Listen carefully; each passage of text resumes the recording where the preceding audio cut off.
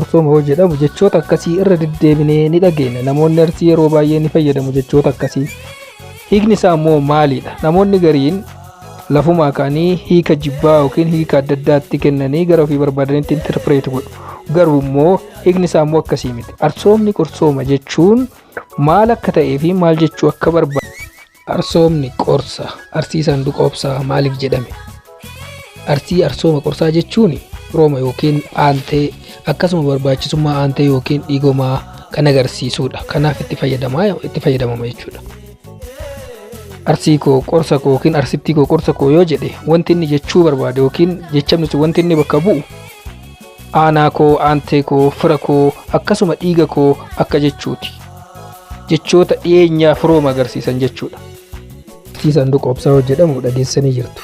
Arsii sanduqa obsaa jechuun maal akka ta'e immoo walumaan ilaalla. Yeroo baay'ee jecha kana namoonni Arsii irra deddeebi'anii fayyadamu. Maaliif akka isaan fayyadaman, hiikni isaa immoo maal akka ta'e walumaan kan ilaallu ta'a jechuudha. Arsii koo sanduqa obsaa jechuun immoo dhoksaa koo, galma iccitii koo, haadha iccitii koo, gargaaraa koo, gargaartuu koo akkasuma utubaa koo yookiin utubduu koo jechoota jedhan bakka bu'a jechuudha. Walumaa galatti arsoomni qorsooma jechuun uummata Arsii biratti jechama qofa otoo hin taane sirna guddaadha. Sirna itti bulmaataati. Sirna kabajamaaf ulfoo namni hundi kabajuu fi tiksuudha. Arsoomni uummata Arsiitiif seera akkasumas heera namni Arsii ta'e kamiyyuu ittiin buluuf kabajuudha. Arsoomni sirna yookiin leegaasiidha. Dhaloota irraa dhalootatti kan darbuu fi heeraan kan tikfamuudha. Seeronni yookiin heerumni arsoomaa kan hin cabnee fi kan hin dabneedha. Akkasumas sanyiidhaan kan daddarbanidha jechuudha.